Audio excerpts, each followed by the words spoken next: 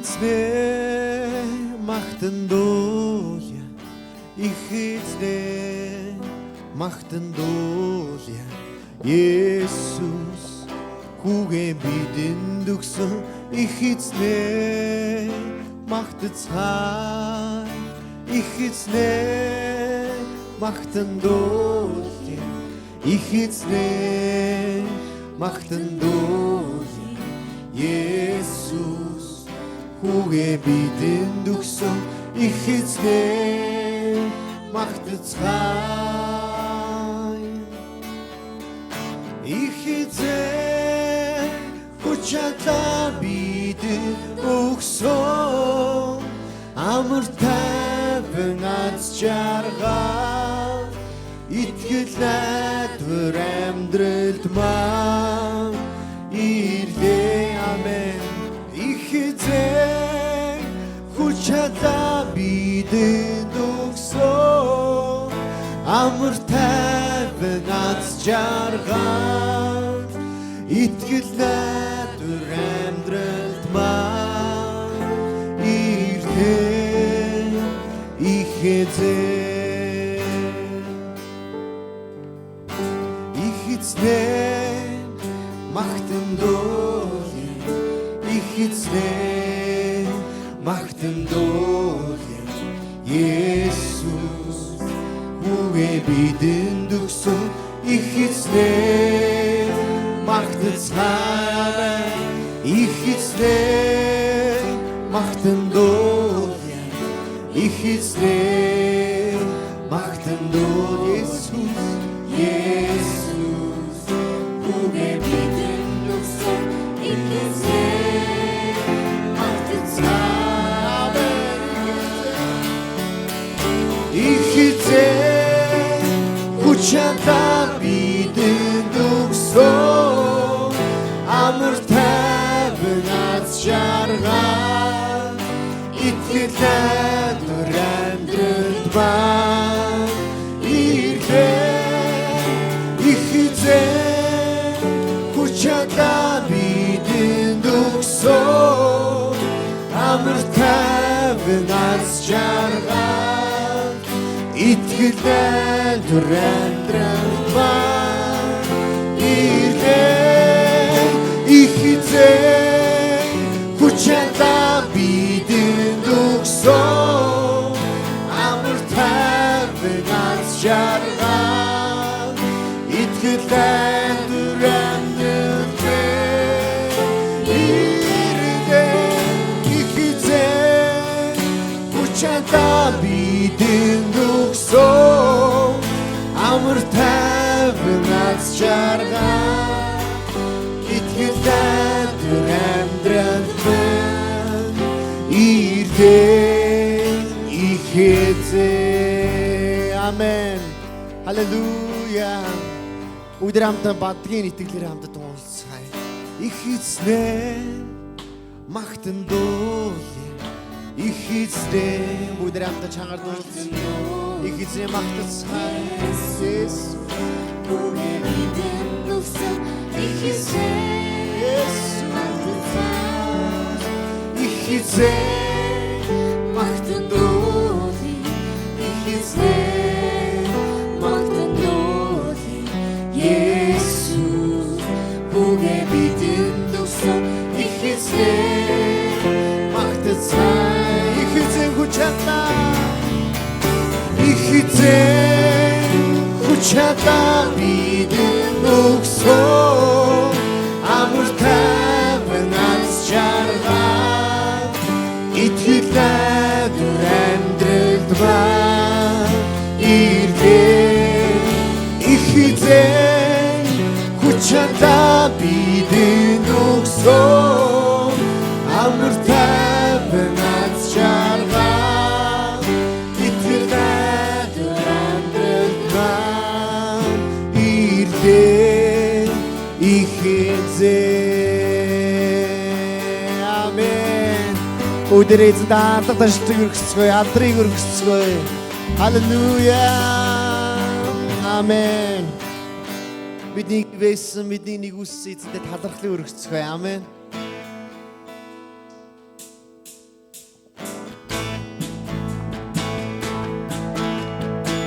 Өдөр баяр хүртгээр эзэн марцсан Есүс.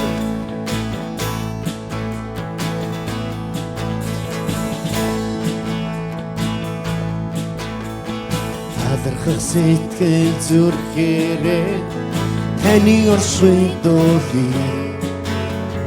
Баярлах хөрөнд оглохдоо таны оршин тань бид магтъя. Юр босын хүч чадлыг тань оршин ертөнцгүйлээ. Түн рүү хаач халелуя магтан баясаж магтан хашгирсаа. Тэнда би магтах хүлээ дэдийн үргийг таньга магтаар би эд хүрсэн ирлээ. Тэнда би магтах хүлээ дэдийн үргийг таньга магтаар би эд хүрсэн ирлээ. Амен. Хадгалах сэтгэл зүрхээрээ таны оршин дуулъя. Баярлан хөрөнд оглохдоо таны оршин тань бид магтъя. Амен. Юр босын хүч чадлыг тань оршин ертөнцгүйлээ. Хамтдаа дуулцгаая. Түн рүү харж халелуя магтан баясаж магтан хашгирсаа. Тэнда би магтах хүлээ дэдийн үргийг таньга магтаар би эд хүрсэн ирлээ. Тэнда би магтах хүлээ дэдийн үргийг таньга магтаар би эд хүрсэн ирлээ. Амен. Өнөөдөр Христос талархах сэтгэл итгэлээрээ тунгалцгаая. Эзэн талархацгаая. таны оршин дуулъя. Баярлан хөрөнд оглохдоо таны оршин тань бид магтъя. Юр босын хүч чадлыг тань оршин ертөнцгүйлээ. Амен. Түн рүү хаач халелуя магтан баясаж магтан хашгирсаа.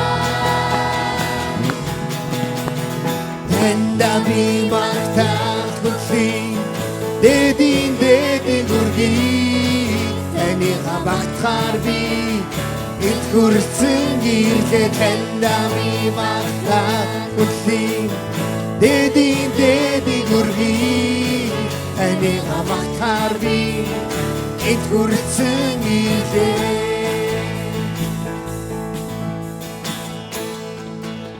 Өдөр хамтдаа дуулцгаая. Надад байгаа бүхээ таны хар болон өршөө хүч чадал сүр жавхлаа бүгдээрээ таны. Надад байгаа бүхээ таны хар болон өршөө хүч чадал сүр жавхлаа бүгдээрээ таны. Надад байгаа бүхээ таны хар болон өршөө хүч чадал сүр жавхлаа бүгдээрээ таны. Надад байгаа бүхээ таны хар болон өршөө хүч чадал сүр жавхлаа бүгдээрээ таны.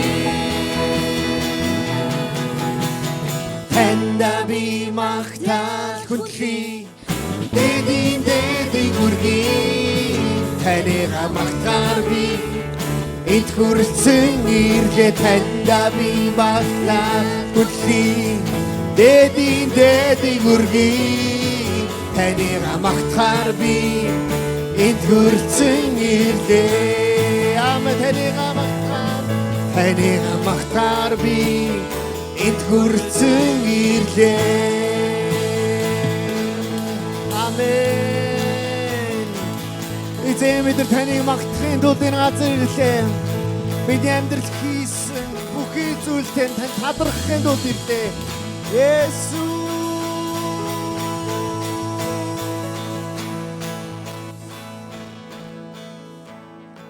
надад байгаа бүхээ таны хайр болон өршөөл хүч чадал сүрж авахлаа бүгдээрээ таны бүгдээ итгэлээрээ тунгалцгаа надад байгаа бүхээ таны хайр болон өршөөл хүч чадал сүрж авахлаа бүгдээрээ таны дахин нэг удаа надад байгаа эзэн тандан итгэлээр тунхаглацгаа таны хайр болон өршөөл Есүс хүч чадал сүрж авахлаа бүгдээрээ таны Амен Амен Есүс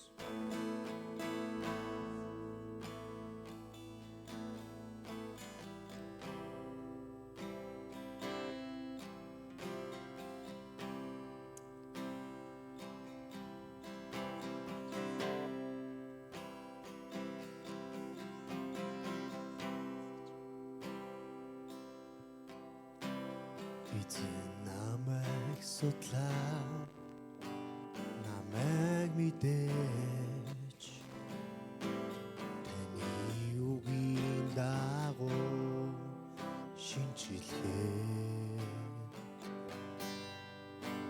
намайг хуглан намайг та өөрчлөөч би таны дотор өөрийгөө олох хүртэл намайг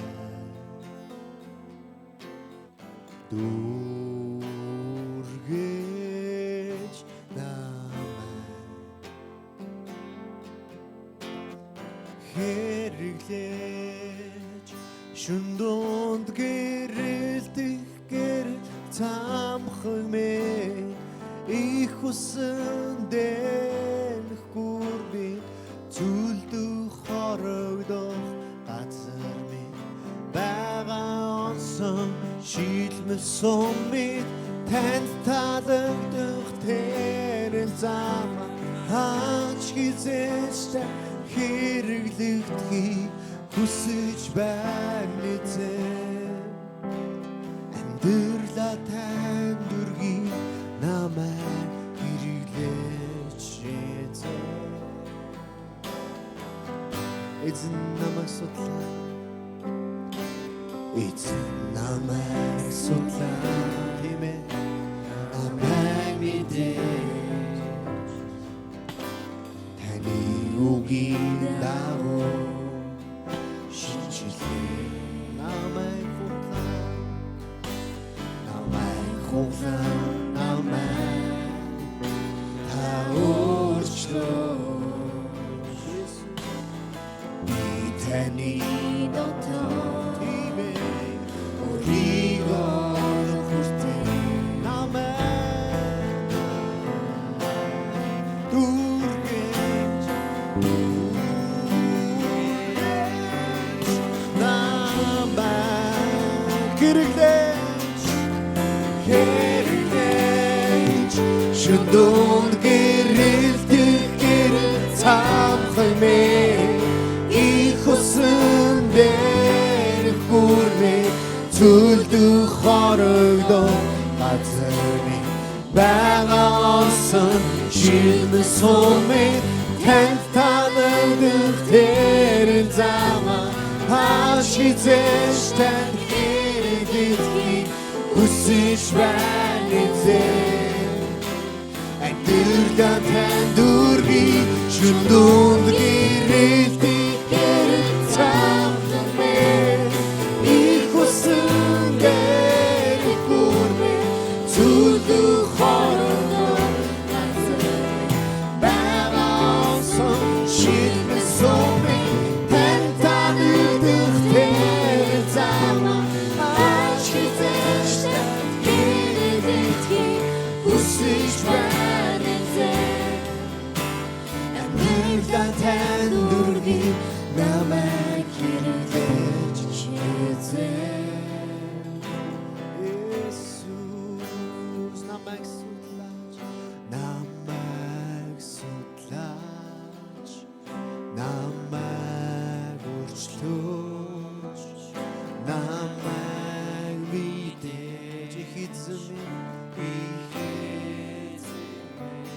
눈으로 갈아서 남의 술라 남알고 싶어 남의 고치도 남의 믿음 이해 남의 술라 남의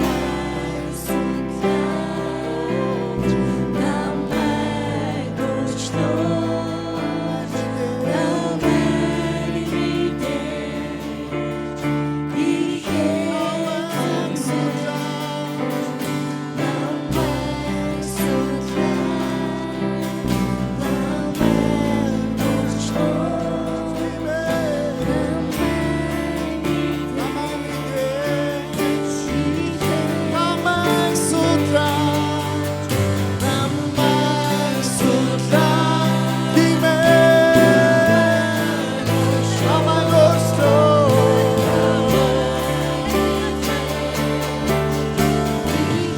Өдрөмтө шангадгаар эзэн нэрийн гимшин залбирсан.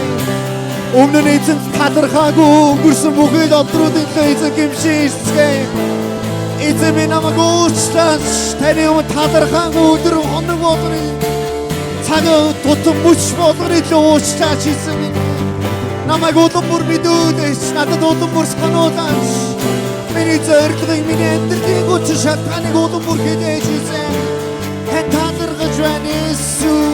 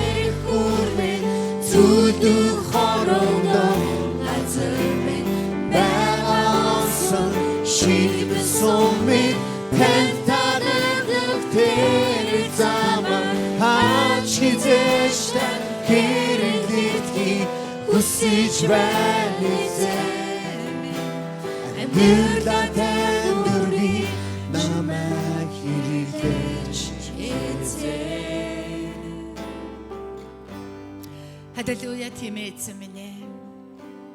Та бол эзэн эзэн, хаадын хаан. Та бол цорын ганц үнэн амьд бурхан. Яг ариун сүнсээрээ ирээч. Та биднийг судалж, та биднийг мэдж, та биднийг өөрчлөөч.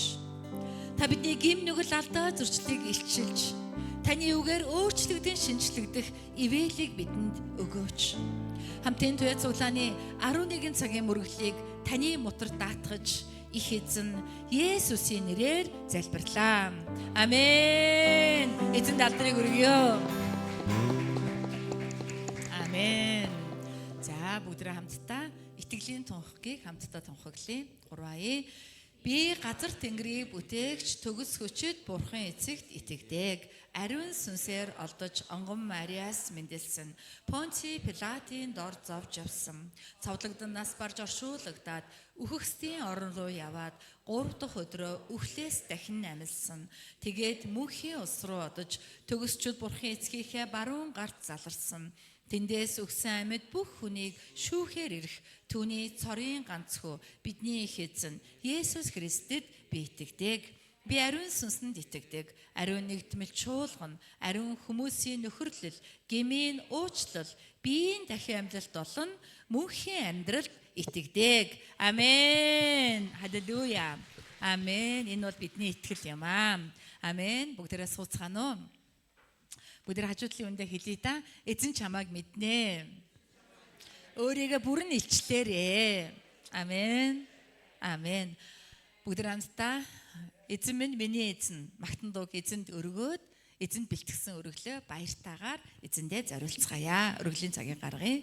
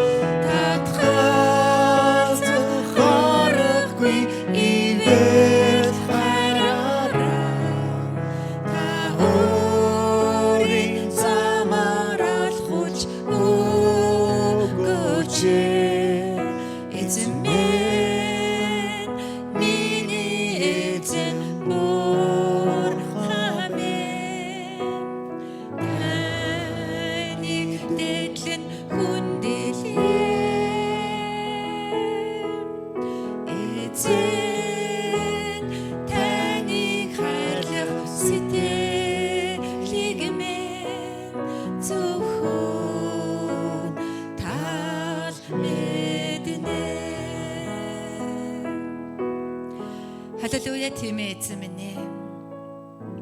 Эртний итгэлийн өвөг Магдалины Мария асар үнэтэй хөлтгөнэн сав бүхий эзэн 300 нардын үнэтэй цэвэр тосыг хаглан байж таныг тосолж үсээрээ арчиж нулимсараа угаан өөрийгөө зориулсан билээ.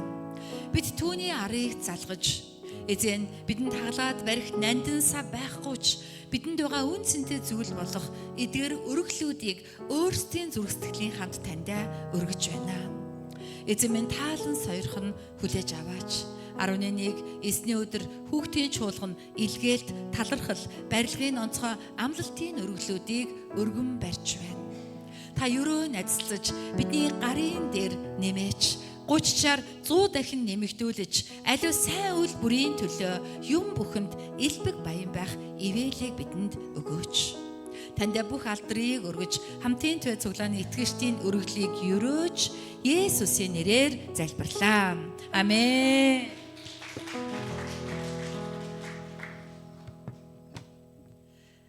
Халелуя. Амен. За, бүгд хамтдаа найрал дууны багийн алдрын магтаалыг эзэнд өргөөд манай чин зоригт маань төлөөлөн залбирал хийж өгнө.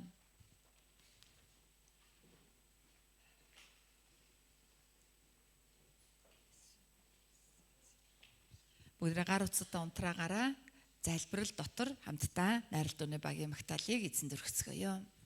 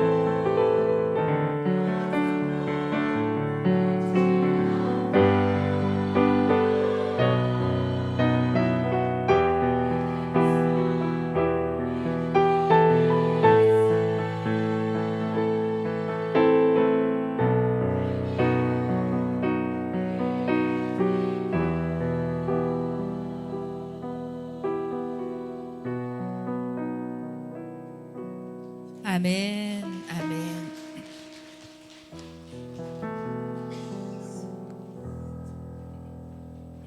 Хайр үйлэр дөрөв цорын ганц үнэн бурхан эзэн минь яг одоо энэ цаг мөчид хамтын тэ чуулганы өмнөөс үнэхээр таны өмнө зоочилж байна. Тэр эзэн та бид бүгдийн үнэхээр санаатаа хийгээд санаанд үйсэн бүхэл гим нүглийг уучлж өршөөгөөр эзэмнэ. Тэр эзэн бидний амьдрал дээр ч гэсэн таны нэгүсэл байж үнэхээр эзэн гим нүглээсээ ирэхэд та тусалж өгөх болтугай. Мөн эзэн минь эх орноо таны өмнө өргөн даатгаж байна. Ард түмнийг та нэгүүлсэж эзэмнэ. Таны уучлалыг хүртэх болтугай. Тэр эзэн минь таныг таньж мэдэхгүй байгаа. Энэ ард түмнийг та өөрийгөө таниулж мэдүүлж өгөөч эзэмнэ. Та энэ ард түмний гим нүглийг та уучлан хэлтрүүлээч эзэмнэ. Энэ их орны дээр ч гэсэн таны нэгүсэл байж улс их орныг өдөртөн заалж явж байгаа засгийн газрын гишүүд хийгээд ерөнхийлөгч ерөнхий сайд нарыг тэр та өрөөж болтугай эзэмнэ. Тэдэн таны мэрэгүү ухаан байж энэ их орныг энэ ард түмнийг үнэхээр зүвийн замаар хөтлөн дагуулахад та тусалж өгөөч эзэмнэ. Бүхэл эрх мэдэл танаас байдаг тул та тийхүү сайнаар өдөрдөж өгөөч хэмээн танаас гуйж байна эзэмнэ. Мөн эзэмнэ Монгол орон дох бүхэл чуулгануудыг таны өмнө өргөж байна. Тэдгээр чуулгануудаар дамжуулан таны ажил амжилтаа хийгдэх болтугай. Таны сайн мэдээ тархах болтугай. Олон хүмүүс таныг хүлээж авах болтугай эзэмнэ. Тэгэхээр эзэн бүхэл ахлагч пасторуудын дээр таны нэгүсэл, таны өрөөл байж тэднийг ам нээхэд та ярих болтугай эзэмнэ. Монгол пастор ахлагч нарыг та босгон байгуулж өгөөрэй эзэмнэ. Та тэдний гэр бүлүүдийн дээр өрөөлөө цутгаж өгөөрэй. Тэдний гэр бүлүүдийг та аварж өгөх болтугай эзэмнэ. Та тийгүү сайнаар үлдэрээ. Мөн эзэмнэ Солонгос хамтын төв чуулганд таны өмнө даатгаж байна эзэмнэ. Тэгэхээр эзэн чон багш болон самны мөн банцаг шахлагч нартай хамт байж өгөөрэй эзэмнэ. Тэнд үйлчлж буй тэдгээр бүхэл хүмүүстэй хамт байж өгөөд тэднийг та сайнаар өдөртөн дагуулж өгөөч эзэмнэ. Тэр газар ч гэсэн тэр хамтын төв чуулганаар дамжуулан олон хүмүүс аврагдах болтугай эзэмнэ. Олон хүмүүс таныг таньж мэдэх болтугай. Мөн эзэмнэ дэлхийн давс чуулганыг таны өмнө өргөж байна эзэмнэ. Батмандах пастораар дамжуулан түүнийхнэр Эрдэнэчимэг ахлагчаар дамжуулан тэр газар таны ажил хийгдэж олон хүмүүс аврагдах болтугай. Тэр эзэн туйлдж ядарсан хүмүүс таныг таньж мэдэх болтугай эзэмнэ. Тань дээр ирэн амрах болтугай эзэмнэ. Та тийхүү ажиллаа хийгээрэй. Мөн эзэмнэ таны өмнө хамтын төв чуулганаа өргөж байна эзэмнэ. Хамтын төв чуулганы бүхэл үйл ажиллагаан дээр таны үнэхээр эзэмнэ нэгүсэл байж таны мэрэгүү ухаан байх болтугай эзэмнэ. Таны таалалд нийцэх болтугай. Бид бүгдийн үйлчлэл хийгээд бид бүгдийн төлөвлөсөн зүйлс танаас байх болтугай эзэмнэ. Танаас эхлэлтэй байх болтугай. Эзэмнэ энэ чуулганыг хонжилж явж үеийн чагаас пасторыг таны өмнө өргөж байна. Та хайртай боолтойгоо хамт байж өгөрөө. Та түүнийг босгон байгуулж өгөрөө. Түүний гэр бүлийн дээр таны өрөөл байх болтугай. Түүнийг ам нэхэд та ярьдаг байх болтугай эзэмнэ. Түүн таны мэрэгүү ухаан таны өдөрдөмж байх болтугай эзэмнэ. Яг одоо энэ цагт ч гэсэн энэ өдөр таны амьд ариун үг үнэхээр эзэн энэ пастораар дамжуулан яригдах болтугай. Тэг бид бүхэн ч гэсэн жинхнээр үннээр хүндлэх үннээр эзэмнэ таны өмнө мөргөл өргөж тань тааллыг үнэхээр эзэмнэ авчих болтугай эзэмнэ. Та бид бүгдээс мөргөлийг аваарай. Энэ цагийн бүхлээр тань даатхан таны хайртай хүү бидний эзэн Есүс Христийн нэрээр гуйн даатхан залбирлаа. Амен. Амен. Амен эзэн минь. Амен. За өнөөдөр бидэнд өгсөн эсний үг нь Шүүгчид номны 4-р бүлгийн 4-өөс 10 дугаар Библи байна. За Шүүгчид 4-ийн 4-өөс 10. За би эндээс дуудаад өгье. Та бүхэн слайдн дээрээс дагуулад бас өөрсдийнхөө Библиэсээ дагуулад хараарай. Тэр үед Лапидотын эхнэр иш үзүүлэгч эмэгтэй Дебора Израилийг шүүж байлаа. Тэр эмэгтэй Ефраимын уулан дахь Рама болон Бетэлийн дунд байдаг Деборогийн далдуу модны дор амьдран суудаг байв. Израилийн хөвгүүд хэрэг явдлаа шүүлэхээр түүн дээр өгсөж ирдэг байлаа. Тэрээр Кедаш Нафталд буу Абинаомын хөвгүүнд Барагт илчилгээж дуудуулав. Тэгээд тэр түүнд Израилийн бурхан эзэн тушааж байна.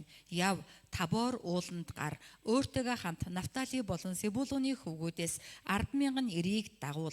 Би Ябэний цэргийн жанжин Сисераг тэрэгт цэрэгтэй нь болон олон цэрэгтэйнд хамт Гишоны зүг та нар руу явуулж та нарын гарт өгнө гэв гэж хэлүүлв. Тэгтэл Бараг түнд хэрв чи надтай хамт явбал би явнаа. Харин чи надтай хамт явахгүй бол би явахгүй гэвэ. Харин Дебора би чамтай хамт дуртай явнаа. Харин эзэн Сисераг нэг нь эмэгтэйн гарт тушаах учир чиний явах аянд алдар хүндэн чамд ногдохгүй гэвэ. Ингээд Дебора босож Барагтай хамт Кедеш руу явжээ. Бараг Себулун ба Нафталиг Кедеш дуудан цуглуулж 10,000 эрийг дагуулan явсан бөгөөд Дебороч түүний хамт явваа. Амен. Өнөөдөр хамтдаа Балт зүгийн Дебора шүүгч гэдэг сэдвээр эзнийг хамтдаа харцгаая. Юуны өмнө өнөөдөр ч гэсэн биднийг өөрийнхөө өмнө цуглуулна, биднээс мөргөл хүндэтгэлийг авч байгаа эзэн бурхандаа бүгдээрээ баярлалаа гэдээ далгаад ташъя. Амен. Бас хажуучин сууж байгаа хамтын төв цуглааныхаа хүнд зориулаад алгаад ташаараа хамтдаа байгаад баярлалаа. Бас онлайнаар биднийг харж байгаа тийм ээ ирж амжаагүй болно. Гадаадд байгаа бүх хамтын төвчүүддээ бүгдээрээ баярлалаа гэж далгаад ташъя. Хамтдаа байгаадаа баяртай байна. Амен. Амен. Чиний итгэлээр би зоригжиж бид хамтдаа явбал бид үнэхээр илүү хүчрхэг байх юм аа. Амен. Тийм учраас эзний өдөр илүү олуулаа дараагийн эзний өдөр хоосон судал нэгч байхгүйгээр дүүрэн хүмүүс ирээсэ гэж эзний нэрээр өрөөж байна. Амен. За өчигдөр бол олон улсын эмэгтэйчүүдийн эрхийг хамгаалах өдөр буюу Мартин 8-ны баярын өдөр байлаа. Тийм ээ? Эмэгтэйчүүдийн баярын өдөр хавар болдог, хаврын баяр шиг хамгийн гоё тийм ээ цас ханзрахтаа зэрэгцээд болдог сэтгэд догдлуулсан баяруудын нэг байдаг. Галаат номны 3-ын 26-аас 28 дээр Бурхан ингэж хэлсэн байгаа. Бүгд хамтдаа Галаат номыг хамтдаа харъя.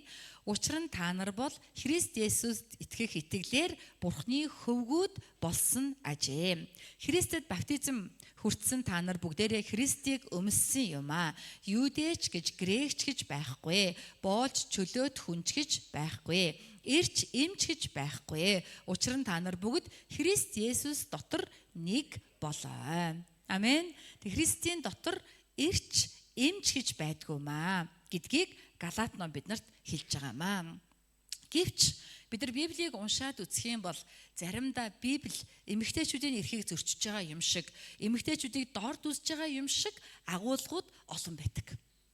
Олон их нартай байсан нийгмийн байгууллагыг Библиэд дэмжиж байгаа юм шиг, Библийн баатруудын ихэнх нь олон их нартай байсан байгаа. Бас Библиэлд эмэгтэйчүүд хүүхдүүдийг тоолохгүй байгаа нь тэдний хүний тооноос хасаад байгаа юм шиг сэтгэл төрүүлдэг.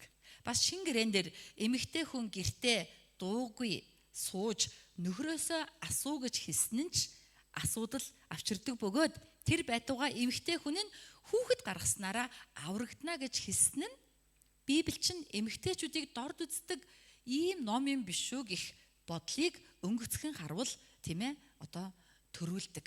Ялангуяа Библиэлд эмэгтэй гэдэг үгийн утгыг шилжүүлэн эмэгтэй гэдэг үгээр гэмнүгэл гэдэг утгыг заасан байгаа. Үүнийг мэдэхгүй хүмүүс эмэгтэй гэдэг үг гарах болгонд эмэгтэй хүнийг хэлж гинэ гэж ингэж бодоод байх юм бол тийм ээ эмэгтэйчүүдийг дорд үзэхээсөр аргагүй болж байгаа. Дээр нь ядчихад жимс эцсэн хүн бас хинбэ эмэгтэй. Эмэгтэй жимс эцсэн болохоор Эва л байх гэж бүгд боддог. Эва л эцсэн байгаа. Эхнэр л эцсэн байгаа. Эмэгтэйчүүдээс их юм болно гэж үздсэн бөгөөд бүх хүн төрлөخت нь хэргийн гол бурууд нь эмэгтэй хүн гэж ойлгосон учраас түүхэнд эмэгтэйчүүдийг олон янзаар хавчин гадуурхаж тэдний идэвхтэй үйл ажиллагааг хорж тэр байтугай шулам гэж үзнэ галдан шатааж ясна аимшигтай ийм хэрэгүүд олон гарч ирсийг бид нар түүхээс мэдж байгаа. Ямар нэг байдлаар энэ сэжимтэй холбоотойгоор түүхэнд олон гажуудал бий болж эмэгтэйчүүдийн эрхийг ноцтой зөрчиж байсны баталгаа нь Мартин 8 юм а. Ямар сандал олон улсын эмэгтэйчүүдийн эрхийг хамгаалах өдөр хүртэл бий болох вэ?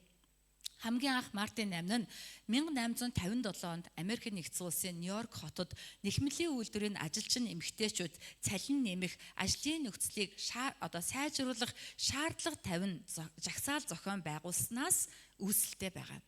Улмаар 1908 онд 15,000 орчим эмэгтэйчүүд ажлын цагийг багасгах, цалин нэмэх, сонгуульд орох эрхээр хангах энэ шаардлагуудаар жагсаал хийсэн байгаа.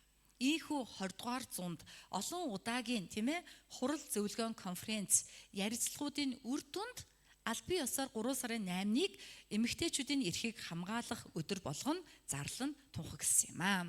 Тэр үйл явдлаас хойш эмэгтэйчүүдийн эрхийг хүмүүс адилтгах шимаа хэмээн хүлээн зөвшөөрч дээдэлж ингэж ирсэн бөгөөд мэдээж дэлхийн бөмбөрцгийн хаа нэгт одоо ч гэсэн эмэгтэйчүүдийг дорд үзэж байгаа тэдний эрхийг асар бүдүүлгээр хавчин гадуурхаж байгаа улс орн байгааг бид нар мэдж байгаа. Хамгийн сайхан нь бидний бурхан хүнийг эр эм хэмээн хүүсээр нь ялгуурлан гадуурхагч биш гэдэгт байгаамаа. Бурхан эрэгтэйг бүтээгээд эрэгтэй нь хавирганаас эмэгтэйг бүтээсэн нь тэр хоёрыг хоёр биш нэг гэдэг санааг харуулж байгаа.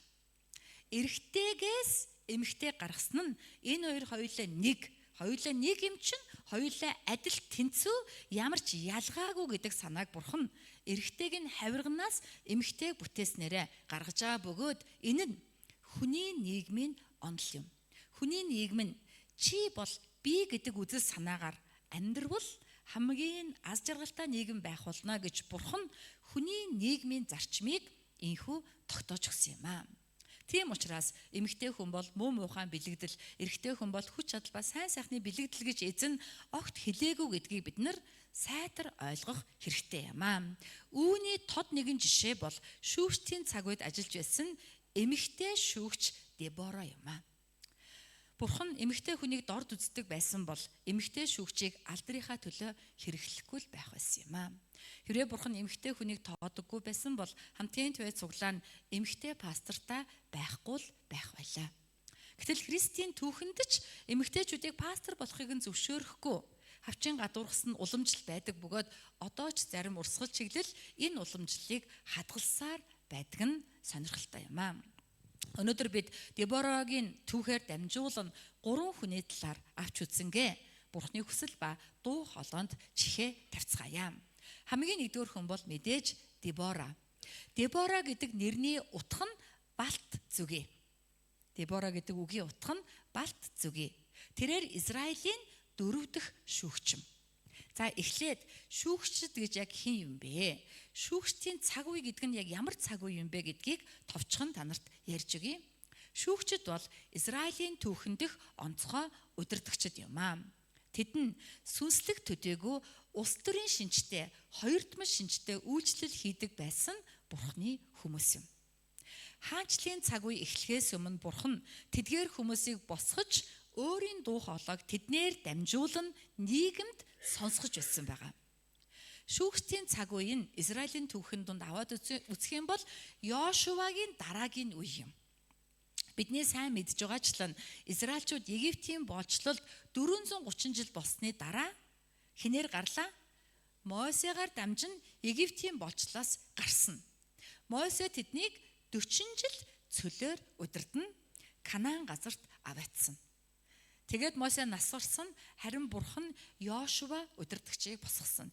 Йошуа тэднийг Канаан руу дагуулan ороод олон удаагийн эр зоригтой дайнуудыг хийж энэ дайны үр дүнд Канаан газрыг бараг бүхлээр нь Израильчуудад авч өгсөн. Эцэст нь Йошуач хөгшрөн нас барсан байна. Йошуаг нас бармагц Израильчууд удирдагчгүй юм шиг, толгойгүй юм шиг болсон. Гэтэл яг үнэндээ Бурхан тэдний жинхэнэ удирдагч байсан бөгөөд Бурхан Левичүүдээр дамжуулан Израилийг удирдахыг хүссэн ч Бурханы санснаар болоогүй. Тийм учраас ард түмэн удирдагчгүй мэд болсон учраас толгой иргэм гим нүгэл давтаж үүнийхээ үр дагаварт харь орны дарангуйлалд орсон байгаа. Ард түмэн дарангуйлал зовж шаналхаараа ухаа уртсан мэт өөрсдийн өвгдээцийн Бурхан руугаа хандан хашгирдаг. Ингэж хашгирах үедэн Бурхан тэдэнд зориулан босгосон удирдагчдыг Библи шүүгчд гэж нэрлэж байгаа. Шүүгчд тэдэнд туслан харийн дарангуулаас гаргаж амар тайвныг авчирдаг. Амар тайван бий болонгууд ард түмэн дахин жаргалдаа ташуурснаар гим нүгэл давтдаг. Гим нүглийн үр дагаварт дахиад харийн орон тэднийг дарангуйлдаг, зовлон дунд ард түмэн хашгирдаг. Бурхан тэднийг сонсон дахин дараагийн шүүгчийг гаргадаг. Тэгэхээр шүүгчд номон дээр яг ийм цикл 12 удаа давтагддаг. Өөрөөр хэлбэл шүүгчд номонд 12 шүүгчийн тойрог байгаа. 13 дахь нь Самуэль ном руу орохоор 13 дахь нь гарч ирж байгаа юм аа. Хамгийн ихний шүүгч бол Отниел. Энэ хүн 8 жилийн Месопотамийн дарлалаас ард түмнийг чөлөөлсөн. Түүний дараагийн шүүгч нь Солгой гарт Ихуд. Энэ нь 18 жилийн Моабын дарлалаас ард түмнийг чөлөөлсөн. Түүний дараагийн шүүгч бол Шамгар. Тэрээр Филистчүүдийн гараас ард түмнийг чөлөөлсөн. Тэгээд дөрөвтг нь өнөөдөр бидний үзэх Дебора, эмэгтэй шүүгч Дебора. Энд байгаа цикл тийм ээ бид нар анзаарах хэрэгтэй. Гим нүгэлд автснаас харь дэслэгдэн зовно. Тэгэх үедээ л Бурхнаа дуудана хашгирна. Бурхан шүүгчийг босгож аварна. Үр дүнд нь эрхчлүүлээ ирнэ. Гэвч эрхчлүүлэндэд хашуурн төд удалгүй дахин нүгэл үлдэнэ. Дахиад тийм ээ Бурхнаа дуудан хашгирна. Зовлон дунд Бурхан шүүгчийг босгож аварна. Амар тайван болонгууд Бурхнаа мартна. Нүгэлд автна. Хайр тахтуу нар минь ээ. Яг ийм цикл бидний амьдралд ч үргэлжилхийг үгүйсэхгүй маа. Бид яагаад өнгөрсөн амьдралынхаа ялагдал, гологдол, гутралын шархнаасаа бүрэн чөлөөлөгдөж чаддаггүй болоо? Яагаад бидний дотроос дахин сэдрээд идэм болоо? Яагаад гэвэл бид нүглийн цикл дотор эргээд байгаа учраас тэр юм аа. Хэрвээ бид нэгэнт Бурхнаар чөлөөлөгдсөн бол гим нүглээ бүрэн хаяад Бурхнаа дагна тууштай Есүс Христээр амьдрах юм бол бид энэ циклд орохгүй байж болно. Гэтэл бид тэхгүй байгаа. Бид Бурхнаар чөлөөлөгдсөн мөртлөө Бурхны ёроолыг авсан хэрнээ тэр эрхчлөө ёроолдоо ташуурч энэ дэлхийн ертөнцид гараа сунгаж энэ дэлхийн ертөнцийн амьдрал сэтгэлээ нээснээс болоод бидний дотор хуучин шархууд сэдэрч бид дахин зовлонгийн боолчлолд орно, шаналж өвддөг. Бид өвдөх үедээ л ухаан орсон мэт түүний өмнө залбирахаар дөнгөж нэг юм суудаг. Мэдээж эзэн биднийг аварч нэгүүлсдэг. Бид дахин амар тайван болонгууд Бурхны нэгүүлсийг мартаж ертөнцид сэтгэлээ нээдэг. Ийм циклд орж болохгүй маа. Амен уу? Амен. Хажуудлын үндэ хэлээ та нүглийн циклээс гарья. Амен.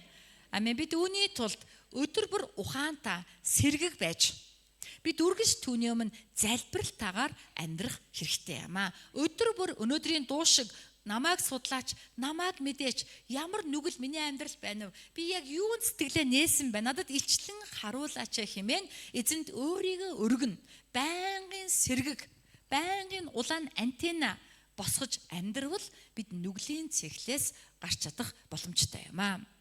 Шүүгчдийн цаг үе бол яг юм нүглийн циклийн үе байсан бөгөөд энэ удаагийн цикл нь Канааны 20 жилийн дарангуйлал байгаамаа.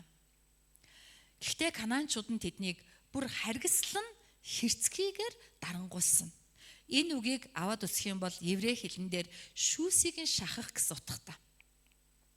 Шүүсийг нь шахах. Та нар Балаамын илжгийг мэднэ тийм ээ? Балаам илжиг унаад Израилийг хараах гээд явсан чинь Бурхны дайчин илжигний замыг хаадаг. Илжиг сандарсандаа Балаамыг хад руу ингээд замын хажуу руу хад руу шахаад Балаамын хөл илжиг хад хоёрын дунд шахагдж байгаа. Энэ үг энэ харгислан хэрцгээр зовоох гэдэг үг хоёр адилхан. Нэг үгээр хэлэх юм бол шүүсийг нь шахаж нарийн нөхөр гүйлгэж үхтэл зовоосон. Бүхэл бүтэн 20 жил Канаанчууд тэднийг тэгж зовоосон байгаа. Энэ бол Канааны хаан Ябин гэдэг хүн бөгөөд Хазар нутгийн хүмүүс. Энэ цэргийн жанжин Сисера бөгөөд 900 төмөрт морин цэрэгтэй армийн удирдагч.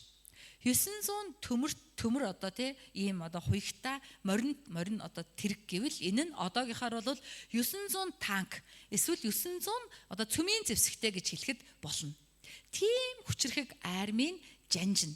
Тийм учраас энэ жанжин арт түмнийг харгас хэрцээгээр дарангуйлан зовоодог байсан юм аа. Өмнөх 3 шүүгч гуруула эрэгтэй байсан. Харин одоо бол эмэгтэй шүүгч байгаа. Өмнөх 3 шүүгч ба одоогийн Деборагийн үед хэд хэдэн ялгаа байгаа.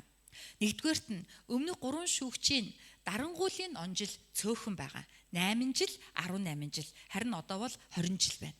Бас өмнөх 3 шүүгчийн үеийн Израилийг дарангуулсан орн нь дандаа гадаад орн. Месопотам, Филист, Моаб. Энэ бол Канаан биш. Энэ бол гадаад орн. Тийм учраас тэд нар яадаг бол холоос колончлдог гэсэн үг. Холоос колончлдог учраас энэ харьцангуй гайгүй. Мэдээж дарлал алуу гучуур гэд хэцүү байсан ч харьцангуй гайгүй. Тийм ээ? Гэтэл энэ удаа яг Канаан газрын буюу нэг нутагт амьдарч байгаа. Тэр тусмаа Хазар нутаг нь Йошуагийн үед Израильчууд булааж авсан газар байхгүй.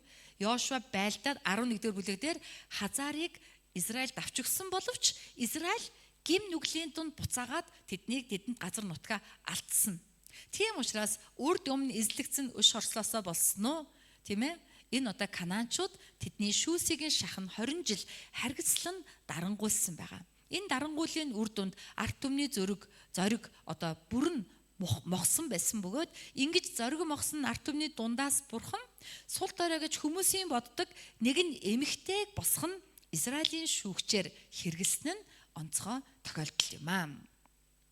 Гэхдээ Библийг судлаад үзэх юм бол санаандгүй зүйл биш юм.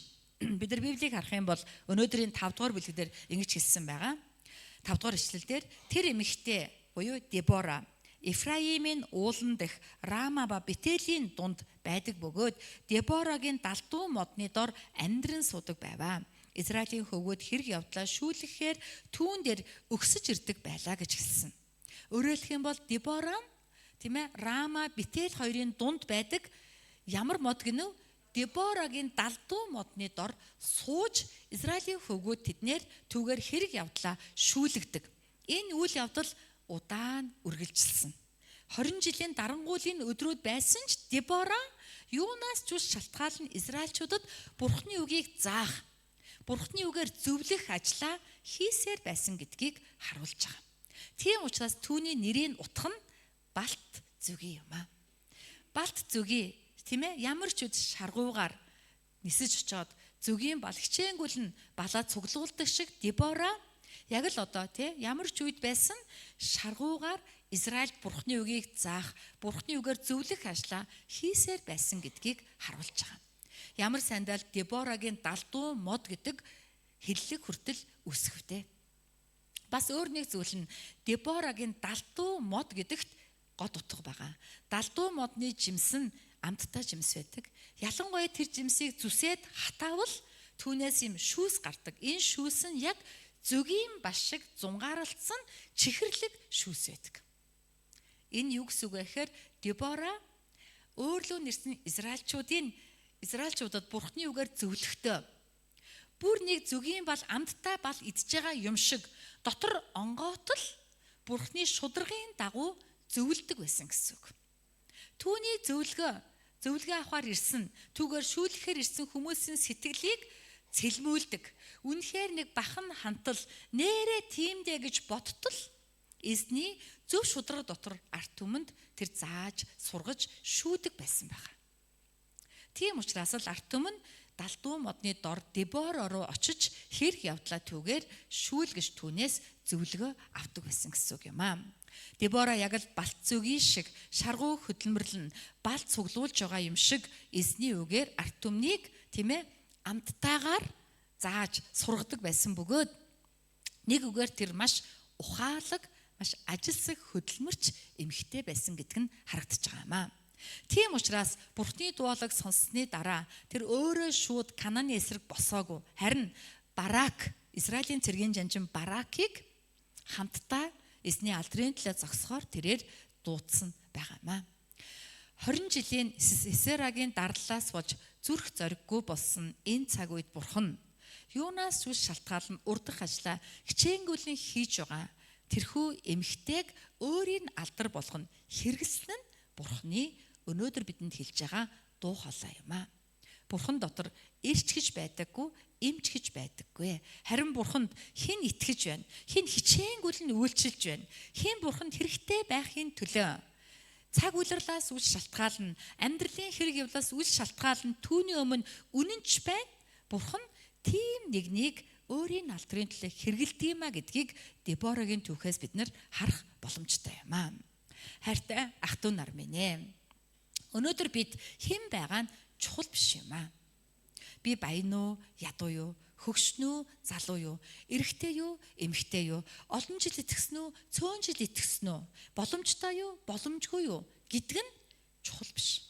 Мэдээж зарим талаар чухал. Гэвч тэрнээс илүү чухал нь би хэр итгэж байна уу? Хэр үнэнч байна уу?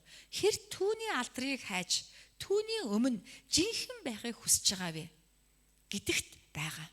Бурхан бидрийг тийм ээ үнэлж дүгнэхтэй яг л энэ чин сэтгэлийн энэ одоо тий итгэлээр биднийг хэмждэг юм а гэдгийг Деборагийн амьдрал бидэнд харуулж байгаа маа.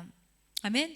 Тийм учраас өөрийнхөө хэн гэдгээс амьдрал чинь ямар байгаа гэдгээс үл шалтгаална. Чин зүрхнээсээ бурхандаа үнэнч байдаг. Түүний өмнө хичээнгүйлэн итгэлийн хөдөлмөр, залбирал, чимээгүй цаг, сайн мэдээ тараах, мөргөл өргөх хөдөлмөр үйлддэг хамтын туйчуд байцгаая гэж эзний нэрээр юрэж байна. Амен. Амен. За, хоёр дахь хүн бол Барак. Дебора Ефраим овгийн хүн. Ефраим ов гэдэг бол Израилийн газрын 100 газрын гол нь. Энэ бол Йосефийн хоёр дахь хүү Ефраим бөгөөд энэ бол тухайн үеийн одоо төв байсан байгаа. Төв Ефраим бол нийслэл гэсэн. Энэ одоо нийслэл Ефраимд Дебора амьдардаг. Тэгээд Рама Бетел хоёрын дунд амьдардаг байсан. Харин Барак бол хойд буюу Галил нутгийн хүн байгаа. Барак гэдэг үгийн утга нь аянга. Тэгэхээр бурхан Деборогоор дамжуулан аянга болох Баракийг босгож, түүгээр дамжуулан Канааныг ялуулж, ялалтын алдрыг бурхан Баракт өгөхийг хүссэн байгаа. Өнөөдрийн 6-аас эсрэг ингэж хэлсэн. Тэрээр Кедеш Нафталид буу Абинаомын хөвгүнд Баракт илч илгээж дуудуулв. Тэгээд тэр түнд Израилийн бурхан эзэн тушааж байна. Яв Табор ууланд гар. Өөртөөгөө хамт Нафтали болон Зебулуны хөвгүүдээс 10,000 нэрийг дагуул. Би Ябины цэргийн жанжин Сисераг тэрэг цэрэгтэн болон олон цэрэгтэн хамт Кишоны зүг та нар руу явуулж та нарын гарт өгнө гэв гэж хэлвэлв. Тэгтэл Барак түнд хэрв чи надтай хамт явбал би явна. Хэрв чи надтай хамт явахгүй бол би явахгүй гэв. Харин Дебора би чамтай хамт дуртай явнаа. Харин эзэн Сисераг нэг нь эмэгтэй гар тушаах учраа чиний явах аянд алдар хүндэн чамд ноогдохгүй гэвэ. Ингээд Дебора босож Барактай хамт Кедеш руу явжээ. Барак Зебулун ба Нафталиг Кедеш дуудан цуглуулж 10,000 нэрийг цуглуулн явсан бөгөөд Дебораш түүнтэй хамт явва. Амен. За, эндээс харах юм бол Нафтали Зебулун нутгаас буюу хойд одоо Галил орчмоос Дебора Барак 10,000 нэрийг цуглуулан Табор гэдэг уулын зүг рүү явсан байгаа. Энэ уулын өмнөх нь Кишон гол гэж байдаг. Кишон гэдэг гол нь онцлогтой. Энэ нь жирийн үед өргөн удам сайр. Өргөн удам сайр учраас ямар ч айрам төвөггүй явчихна. Харин бороотой жил энэ сайр нь усаар дүрчдэг. Тийм учраас амархан явах боломжгүй саадтай газар болон хувирдаг. Бурхан Табор уул Кишоны зүг гэж хэлсэн нь Бурханы дайны стратеги байгаа гэдгийг харуулж байгаа. Газар зүйн байрлалаас харуул энэ тулаанд Бурхан Израильд ялалтыг өгнө гэдэг нь ойлгомжтой байсан ч Израилийн цэргийн жанжин Барак үнийг олж харж чадаагүй. Өөрөөр хэлэх юм бол Деборогоор дамжуулж байгаа Бурханы үгэнд Барак бүрэн 100% итгээгүй. Тэр Деборогийн хэлсэн үгийг сонсоод дотроо ингэж бодсон байх. Бурхан хэлсэн л гин тэглээгээд юу гэж бодит байдал дээр яг юу өөрчлөгдсөн юм? Канаан 900 төмөр тэрэгтэй хэвээрэл байна. Аимшигтай Сисерэ жанжин юу ч болоогүй хэвээрэл байж штэ. Би лав тэднийг тийм амархан нурж унан гэж итгэхгүй байна. Тийм амархан ялагдах жижигхэн айрам биштэй. За яах вэ? Бурхан хэлсэн гэж байгаа болохоор явах нь явах л байх л да. Тэгтээ баталгаа хэрэгтэй байна. Баталгаагүй юмд явмааргүй байна гэж Барак дотроо ботсон. Тийм учраас тэрээр Дебородоор ирээд чамааг явбал явна. Чамааг явахгүй бол явахгүй. Чи энэ бүхний баталгаа бол. Чиний хэлсэн чинь үний юм бол чи өөрөө яв. Тэгвэл яг явъя гэж Барак хэлсэн байгаа. Баракийн энэ үг нь Бурханы сонорт итгэлгүй дуу хоолой гэж сонсогдсон. Учир нь тийм ээ Дебора маш тодорхойгоор Бурхан хэлж байна. Чамд надад хэлж байна. Чи бит хоёрт хэлж байна гэж хэлсэн ч Барак түүнд итгээгүй. Дотроо эргэлцсэн. Энэ эргэлзээний язгуур нь айдас байсан. 20 жилийн Сисерагийн 20 жилийн Канааны тэр шүүс шахсан дарангуйлал Баракийн зоригч мохоосон байсан. Түүний зориг бүрэн мохсон, учир нь тэр айдаст бүрэн эзэмдүүлсэн байсан. Өөрөөр хэлэх юм бол эзний Деборогоор дамжуулж хэлсэн тэр ганц үг Баракийн дотор байгаа айдсын хүлээсийг тайлж чадахгүй байсан гэсэн үг. Яагаад гэвэл бараагт бүрэн итгэл байгаагүй маа. Хайр дахтуу нар минь ээ, яг энд Бурхны дуу хоолой байгаамаа. Өнөөдөр бидний амьдралд ямар том хүлээс зовлон айдас байна вэ? Айдас бидний амьдралд нүглийн дарангуйлал мэт бүтлгүүтэл байна уу? Аль эсвэл олон жил залбираад байхад хариулагдахгүй байгаа сэдэв байна уу? Тэгвэл би танд хэлье. Тэдгээр зүйлсээр бүү хүлэгтээрэй. Амен. Харин эзэнд ба түүний үгэнд л итгээрэй. Амен. Энд л Барак, Дебора хоёрын ялгаа байгаамаа. Барак нөхцөл байдалд илүү найдсан. Бурхны үгэнд бага итгэсэн. Харин Дебора нөхцөл байдлыг хараагүй. Бурхны үгэнд 100% итгэсэн байгаа. Баракийн хэлж байгаа үгэнд Дебора ямар ч эргэлзээгүй, ямар ч тэнгэлзэхгүйгээр, ямар ч бодод зог тусахгүйгээр шууд тэгье. Окей, дуртаяа би чамтай хамт явъя гэж шууд зөвшөөрсөн байгаамаа. Иохан номны 8:31-32 дээр Есүс ингэж хэлсэн. Бүгд хамтдаа уншийе. Есүс өөртөө итгэсэн юудэчүүдэд хэрв та нар үгэн дотор минь байвал үнэхээр миний дагалдагчд байна. Тэгээ та нар үннийг ойлгож үнэн та нарыг чөлөөлнө гэвэ. Амен. Бид амьдралын зовлон бэрхшээл айдас эсвэл нүглийн дарангуйлалд боолчлогдохгүй байя гэвэл бидэнд зам байгаа. Тэр зам бол үг юм аа.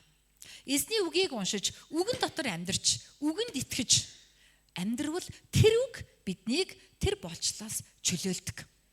Бид үгээ уншихгүйгээр амьдралын нөхцөл байдлаа хараад байвал хичнээн бид мөргсөн, залбирсан ч бидний дотор барааг шиг хүлээс байсаар байна. Итгэж байгаа боловч итгэхгүй. Итгэж байгаа юм шигч цаанаа эргэлцсэн. Наадаа нэг үхтэй, цаанаа нэг бодолтой. Хоёр нүртэй, хоёр толгойтой, хоёр ийм бодолтой амьдралаар бид амьдраад байвал Бурхны бидэнд өгч байгаа алдар, ялалтын ох дээжийг бид нар хүртэж чадахгүй маа. Баракийн энэ Дебораг хамт яв гэж байгаа хүсэлтийг сонсоод Бурхны төлөвлөгөө өөрчлөгдсөн байна. Учир нь 9-р ишлэлдэр Дебора ингэж хэлсэн. Би чамтай хамт дуртай явнаа.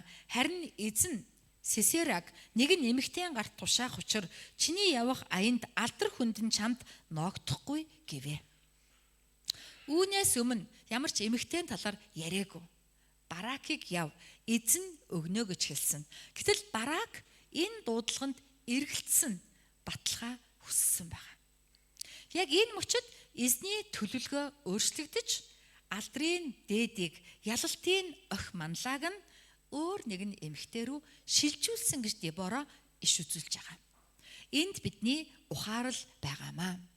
Бидний үл итгэл, бидний эргэлзээ, бидний дотоод айдсан эзний бидэнд лөө хандсан сайн сайхан төлөвлөгөөг өөрчилдөг, удаашруулдаг, зогсооход хүрдэг байх нэ.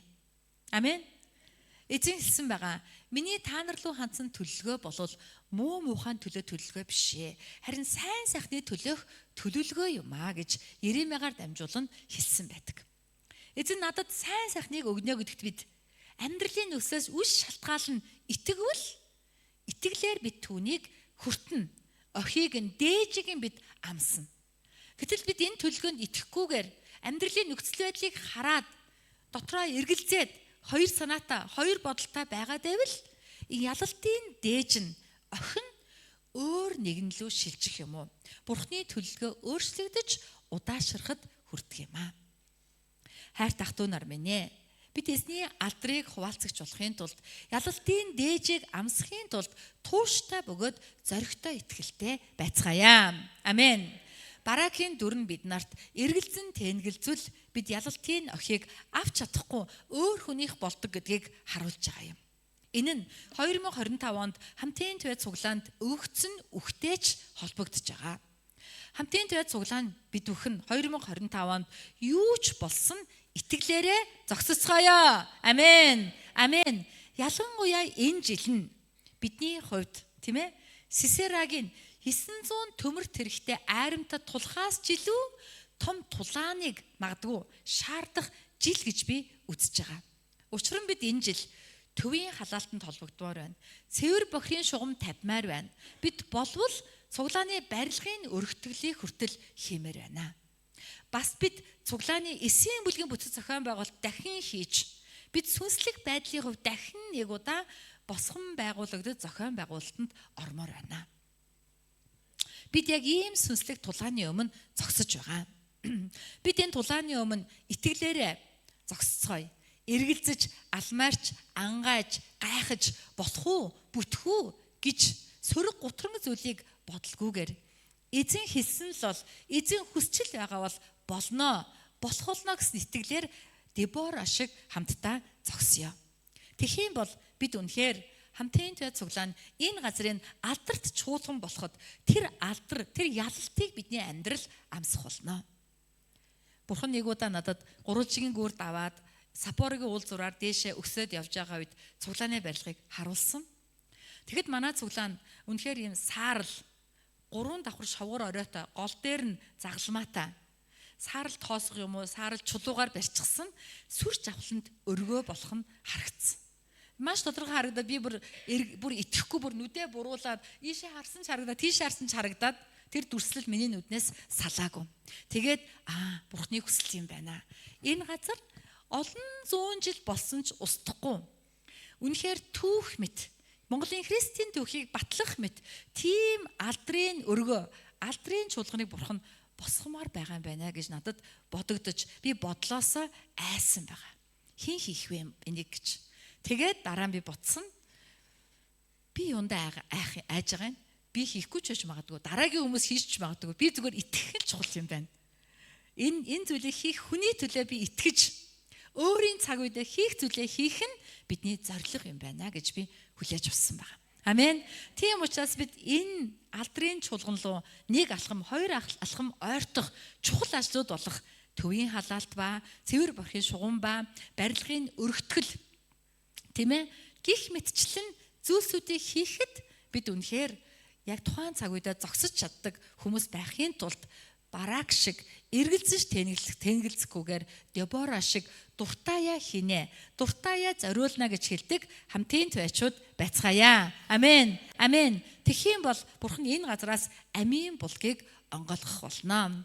Амийн булг энэ газараас урсаж өвөл зун өглөө тийм ээ орой өдөрж хөнгөө өрн дорн зүг рүү урсаж энэ булгаас хүн болгон ундаалж амиар дүүрэх онцгой ёроолыг Бурхан энэ газар өөх болно гэдэгт итгэж байна. Амен уу? Амен. Бүгдээрээ тийм зүрх сэтгэлээр залбиралтаа итгэлтэйгээр 2025 оныг өнгөрүүлцгээе. Амен. Амен. Амен. Эзэн далдрыг өргөё. Амен эзэн. Учир нь эзэн энэ бүгдийг хийх болно. Эзний зүтгэл гүйцэлдүүлэх болно. Хамгийн сүүлийн 3 дахь хүн бол Яил юм а. Бүгдээр хамтдаа 4-р бүлгийн 11 ба 17-оос 22 дугаар ишлэлийг харъя. За би эндээс уншаад өгье. Тэр үед Кен хүн Хебер нь Мосегийн хадам эцэг Хобабын үр удам болох Кенчүүдээс салж Кедешийн ойролцоох Зананим дэх царсны ой хүртэл майхнаа босгов. За 17-оос тэгтэл Сисера Кен хүн Хеберийн эхнэр Яилийн майхан руу явган зугтаж ирэв.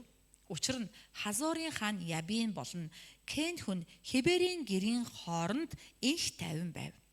Яил Сисераг угтан гарч ирээд түнд орч хайрал эзэнтэн минь манад орч хайрал бүү эмээх түн гэв.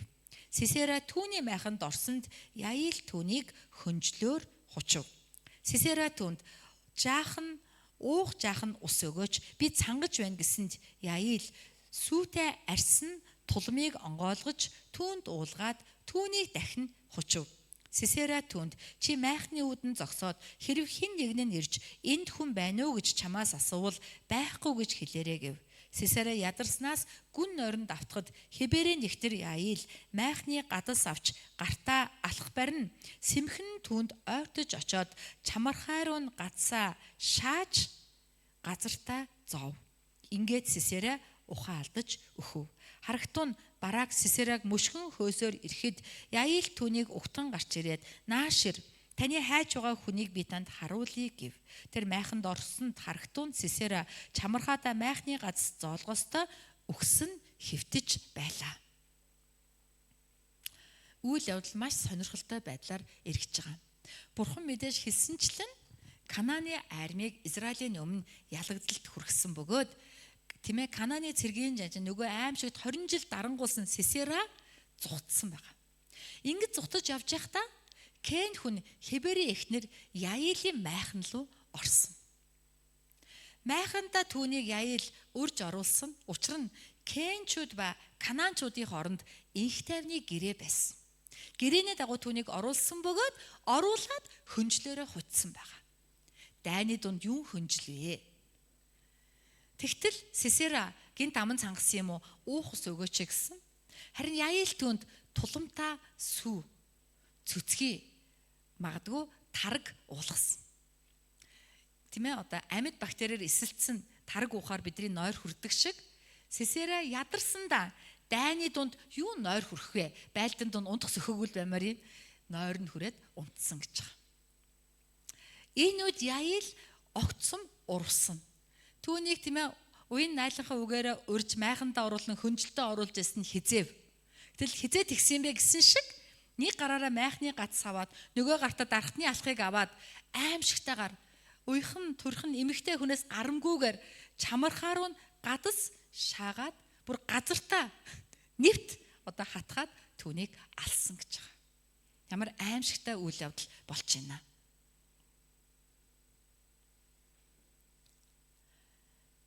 Яил гэдэг энэ эмэгтэй тийм ээ Хеберийн эхнэр гэсэн Библи өмнө нь Дебораг ч гэсэн Лаподын эхнэр гэж хэлсэн байгаа. Лаподын эхнэр гэж Дебораг хэлсэн энэ утга санаа нь Дебора болвол жирийн нэгэн гэрээ эзэгтэй юм а гэсэн санаа. Лапод гэдэг эрэгтэй эхнэр бусдын адил жирийн гэрээ эзэгтэй байсан ч Израилийг шүүжсэн юм а гэдэг санааг Библи хэлсэн бол Хеборын эхнэр Яил гэхдээ түүнийг ч мөн адил жирийнээс жирийн энгийнээс энгийн зүгээр нэг гэрийн эзэгтэй гэж хэлж байгаа. Гэвч энэ нь Кен хүн, Израиль биш Кен хүн. Кен овог бол Мосегийн хадам аавын Реулийн овог. Библи дээрээс харвал Мосегийн хадам аавыг 3 нэрээр нэрлсэн байна. Нэгдүгээрт нь Медианы тахилч Ятро, дараа нь Реуэл, түүний дараа өнөөдрийн Библиэр гарч байгаа Хобаб. Нэг хүнийг 3 нэрээр нэрлсэн. Энэ 3 хүн нь 3 өөр хүн юм уу? Нэг хүн юм уу? Ямар учиртай болоо гэдэг дээр Библич эрдэмтдийн байр суурь үндсэн 2 байр суурин дээр нэгддэг байна.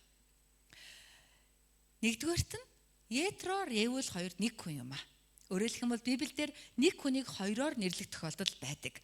Авраам, Аврахам, Сара, Сария гэх мэтэр нэг хүнийг 2 нэрээр нэрлсэн байгаа. Бидний амьдрал дээр ч гэсэн байгаа.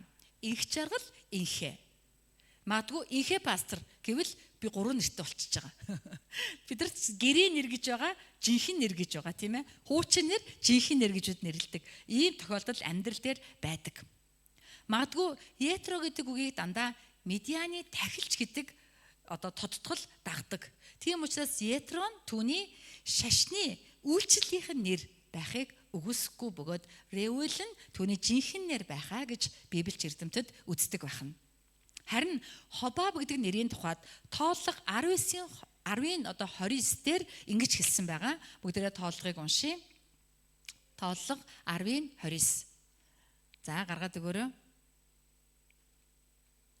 Дараа нь Мосегийн хадам эцэг Медиан хүн Реуэлийн Реуэлийнхаа хүү Хобавт.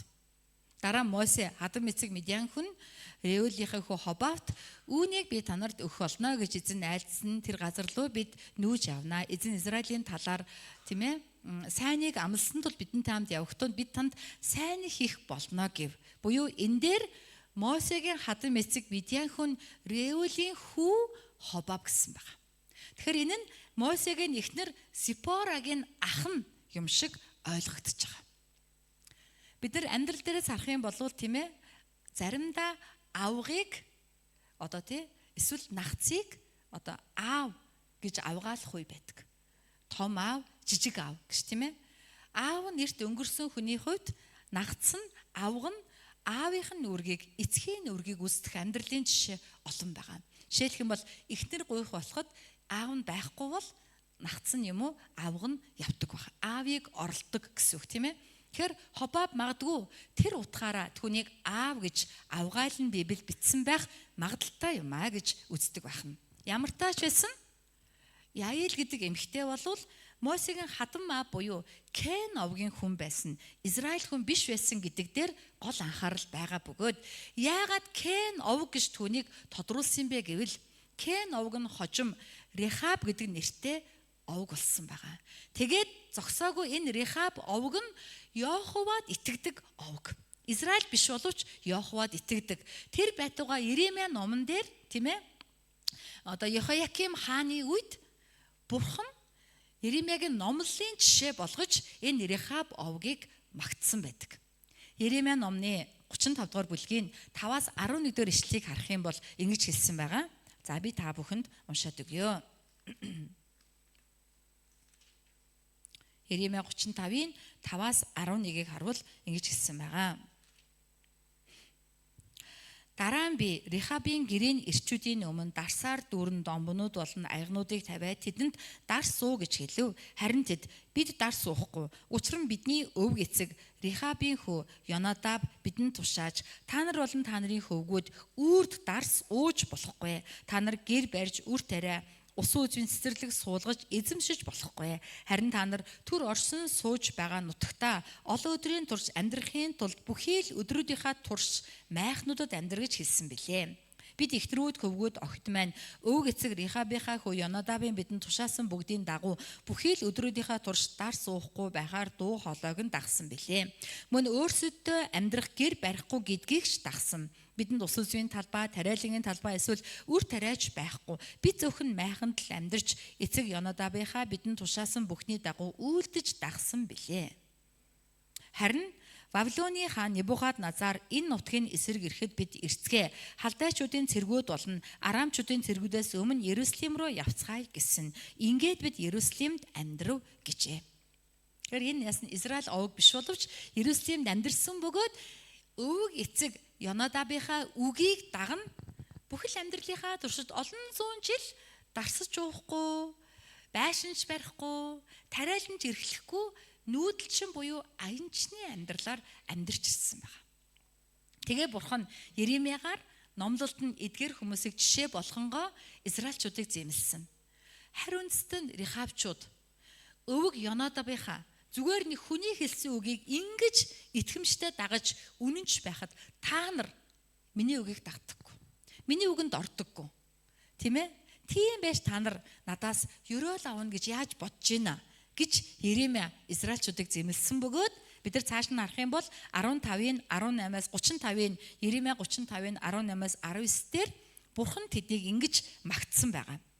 Тэгээд Иремья Рехабийнхны гэрт Түг төмдийн эзэн Израилийн Бурхан ингэж айлдаж байна.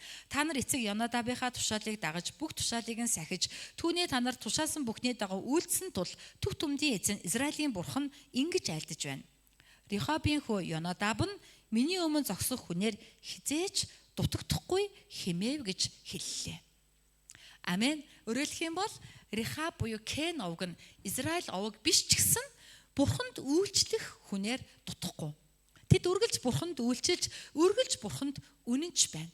Бурханд хэрэгтэй болоход Кен овгоос итгэлийн хүн үргэлж гарнаа гэсэн иш үзүүлгийг Бурхан Иремьягаар дамжуулан хэлсэн. Энэ нь тэр овгийн ёроол байгаа. Яг энэ ёроолийн дагуу Яил гэдэг эмэгтэй энэ цаг үед Бурханы өмнө зогссон тийм ээ Кен овгийн хүн болон энэ дүр дээр гарч ирж байгаа маа. Яил гэдэг эмэгтэй нь ямар одоо нэрийнх нь утга нь юу вэ гэвэл Сүтэ Яма. Дагаад хэлье. Сүтэ Яма. Инээдтэй нэр байгааз Сүтэ Яма гэдэг утгатай нэр байгаамаа. Өөрөөр хэлэх юм бол энэ Яил гэдэг эмэгтэй нь жирийн нэг гэрээ эзэгтэй байсан.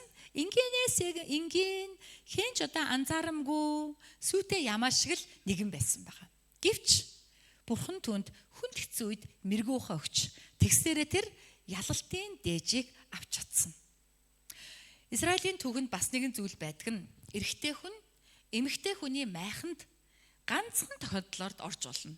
Тэр нь бэлгийн харилцаа.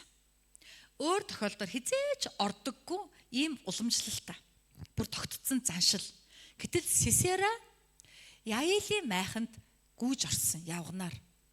Тэгээ зогсоогүй Яил түүнийг хөнжлөөрөө хуцсан. Тэгэхээр энэ юу болсон бэ гэхээр эрдэмтэд үүнийг дайн байлдааны дундуур энд магадгүй Сисера нөхөр нь байхгүй эмэгтэй гэрт явж ороод түүнийг хүчирхийлэх гэж зүтгэсэн. Хүчирхийлсэн ч байж магадгүй тэр эмэгтэй сайн дураараа өөрийгөө ч өгсөн байж магадгүй ийм нэг юм болжээ. Жохон тодруулаад сэрүүлээд ингээ харуул энд нэг иймэрхүү болсон харагдаад байна гэж үздэг.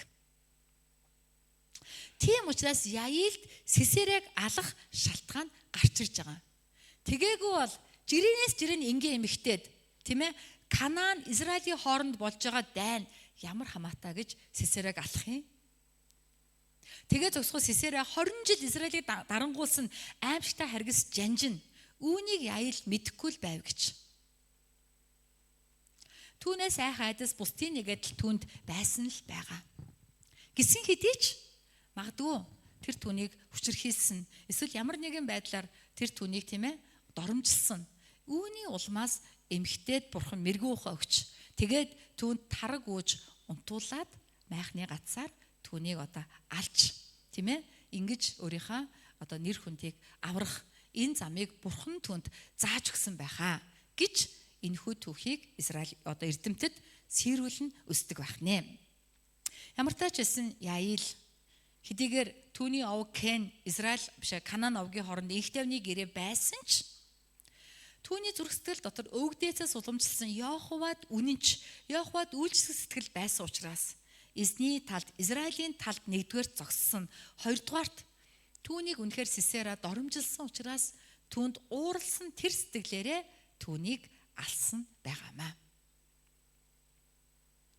Ийхүү Сисераг алсан тэр алдар бараагт биш харин зоримог итгэлээр өөрийгөө хамгаалсан эмэгтэй Яилд очсон юм аа.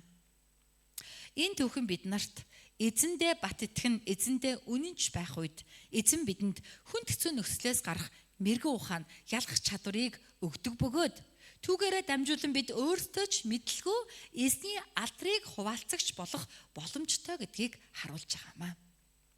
Хожим нь шүүгч Дебора эзний сүнсээр Яилыг ийхүү магтан иш үзүүлсэн байгаа. Шүүгчд номны 5 дугаар бүлгийн 24-өөс 27 дугаар ишлэлийг харцгаая. Кен хүн Хеберийн нэгтэр Яил нь эмэгтэйчүүд дотроос хамгийн ерөөлтэйгээ. Майхан дах эмэгтэйчүүд дотроос тэр хамгийн ерөөлтэй. Сисераг усгуухад Яил сүүгч үнэт хулаар түнд цөцгий өгчээ. Тэр майхны гадс руу нэг гараа, харин баруун гараа дарахны алх руу сунгалаа. Тэгээд тэр Сисераг цохин толгоог нь хагалж чамархайдын гадас зоож оруулав. Яилийн хөлийн хооронд мөнөөхн атрин унаж хэвтэв. Түүний хөлийн хооронд тэр атрин унав. Хөлийн хооронд атрин унав гэж хэлсэн байгаа. Атирсан газартаа тэр хэвтээгээрээ өөхөв. Тэгэхээр энэ бүхэн юу болсон бэ гэдгийг бид нар тийм ээ янз бүрийн байдлаар ойлгож болох ч ямар тач гэсэн Яилаар дамжуулан бурхан бараагт очих ёстой байсан алдрыг түүнд өгсөн байна. Учир нь түүнд өвгдээсээс уламжилсан Йоховад үнэнч зан Йоховаас эмээх суур ухамсар байсан. Энэ суур ухамсар дотор нөхцөл байдал шалтгаан болж улмаар тэрээр Израилийн дайсныг устгасан энэ одоо ялалтыг Израильд авчирсан юм аа. Аянгаар дамжуулан бурхан хийхийг хүссэн ч эргэлзээ айдас итгэлгүй байдлаас болоод зүгээр нэг Яманы сүгээр дамжуулан бурхан Сисераг унгаасан байгаа. Канааныг юу гэж хэлдэг вүлээ? Сүү бал урсан амлалтын газар гэдэг. Тэрхүү Канаан газрыг бурхан бал ба сүүгээр дамжуулан ялж байгаа нь үнэхээр инээдтэй өгөөдөл мэт санагдж байгаа ийм түүхийг бид нэр хамтдаа харж байгаамаа. Хайртай ах トゥ нар минь ээ. Эзэн бол амьд оршигч юм. Бас эзэн бол тулаанд хүчтэй нэг юм аа. Гэвч тэрээр энэхүү тулааныг өөрт нь хэрэглэгдэх итгэлийн хүнээр дамжуулан хийдэг. Тийм итгэлийн хүн байвал эзэнд боол байна уу? Тийм ээ? Эзэн байна уу? Эр байна уу? Эм байна уу? Баян байна уу? Ядуу байна уу? Хөгшин байна уу? Залгуу байна уу? Ямааны сүү байна уу? Балт зүгий байна уу гэдг нь хамаагүй юм аа.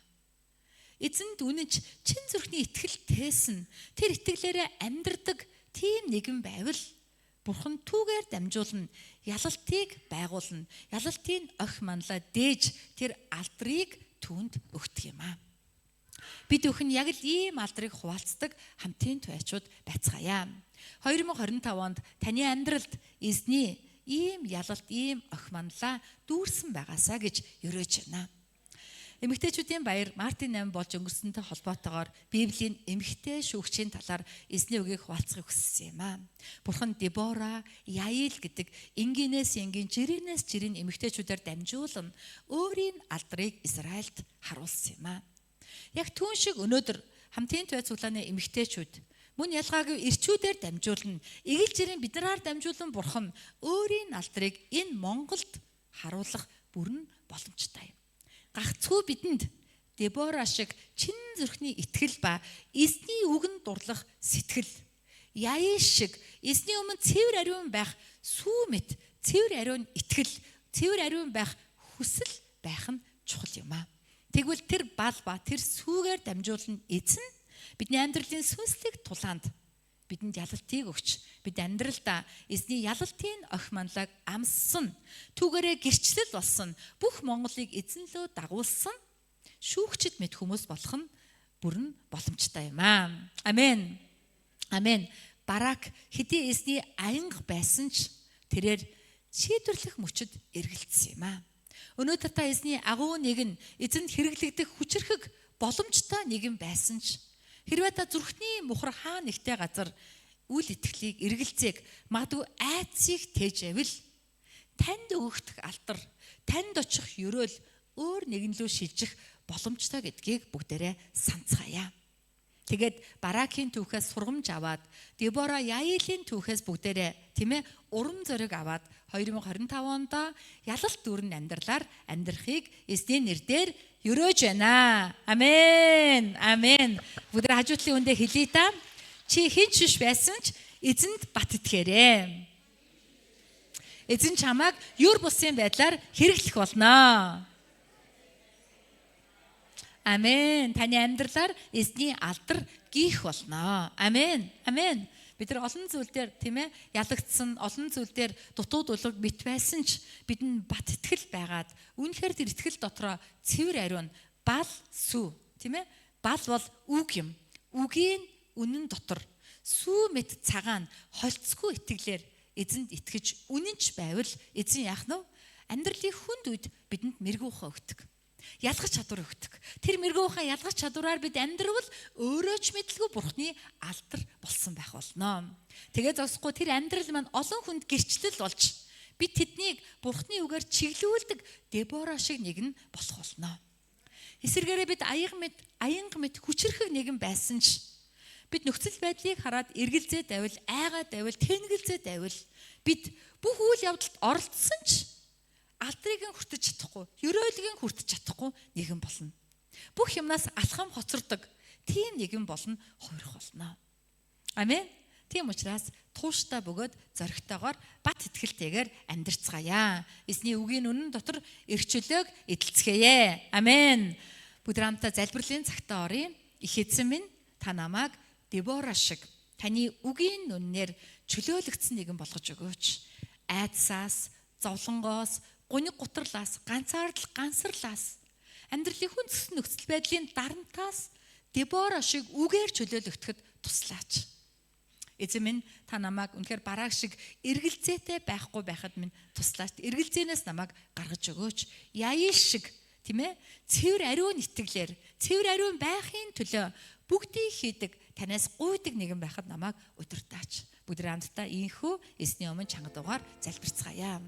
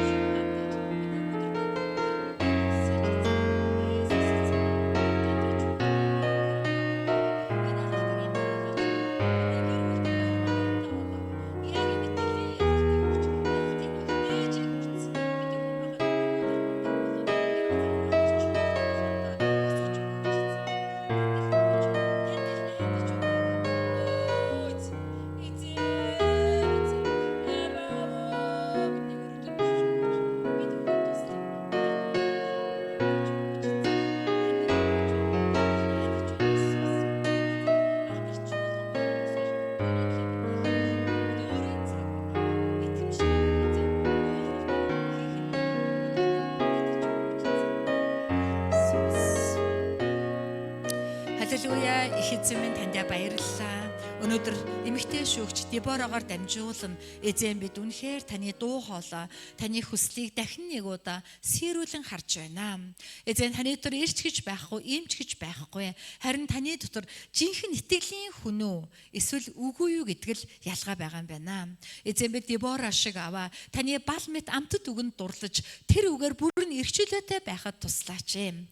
Эзэн бид бас үнэхээр эргэлзэн тэнэгэлзэн айгаад бараг шиг эзэн таны ёроолыг алддаг биш, таны сайн төлөвлөгөөнөөс хоцордог биш, харин яиш шиг аваа сүү мэд итгэлээр цэвэр ариун байдлын төлөө гим нүглийг үзэн ядан таны өмнө амьдралын мэрэгэн ухаанаар тань хэрэглэгдсэн алтар болсон байхад биднийг удирдан дагуулан хамтаж өгөөч. Манай бүх хамтын туяачудад энэ ялгарч чадварыг өгч 2025 онд яг ийм итгэлээр аваа таны зориг ба таны төлөвлөгөөн доторх тэр том зураглал дотор аваа өөрсдийн пазлыг биелүүлж чадсан бидүүхэн байхад биднийг удирдан дагуулан нэгүсэж эзэн минь ээ.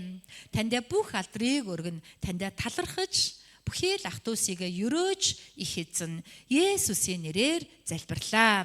Амен. Амен. Амен. Амен. За, цуглааны зардал мэдээллийн цагийг